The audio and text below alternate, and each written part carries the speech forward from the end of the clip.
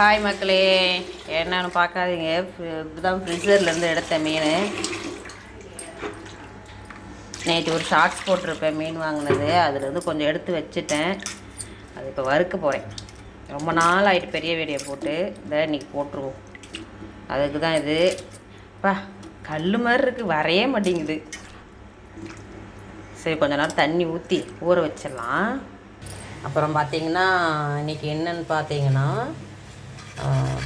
முட்டை வந்து அவிச்சிட்டு ரெண்டாக கட் பண்ணி மசாலா போட்டு வரட்டோம்ல. அது காலை டிஃபன் என்னவென்று பார்த்திங்கன்னா கிழங்கு இதெல்லாம் குக்கரில் போட்டு வேக வச்சு வச்சுருக்கேன். சப்பாத்திக்கு காலை டிஃபன் சப்பாத்தி குருமா தான். மத்தியானத்துக்கு தான் இதெல்லாம்.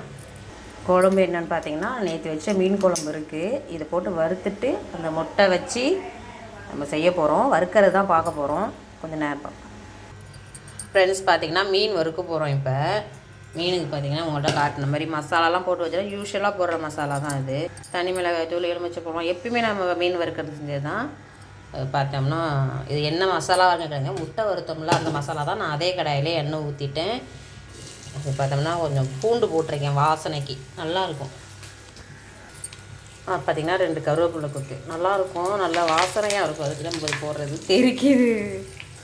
2 பல்ல பூண்டை நல்லா இடிச்சிட்டு சேர்த்துருக்கேன். அப்போ தான் நல்லா தூளாக இருக்கும். அது மேலே மீன் மசாலா போட்டு தடவி வச்சுருக்கோம்ல, அதை வச்சிடலாம்.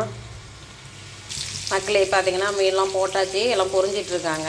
ரெடி ஆகட்டும், பார்ப்போம். ஃப்ரெண்ட்ஸ் பார்த்திங்கன்னா மீன் வறுவல் கம்மன்னு ரெடி ஆகிட்டாங்க. அந்த பூண்டெல்லாம் போட்டதுனால அப்படியே வீடே கம்மன்னு சூப்பர் வாசனையாக இருக்குது. இந்த பக்கம் பார்த்திங்கன்னா குருமாவுக்கு ரெடி ஆகிட்டுருக்கு. காலையில் குருமா, மத்தியானத்துக்கு மீன் வறுவல், முட்டை வறுவல், மீன் குழம்பு, அதோடு முடிச்சுக்கலான்னு இருக்கோம். இந்த மாதிரி அடுத்த வீடியோவில் பார்க்கலாம். பாய்.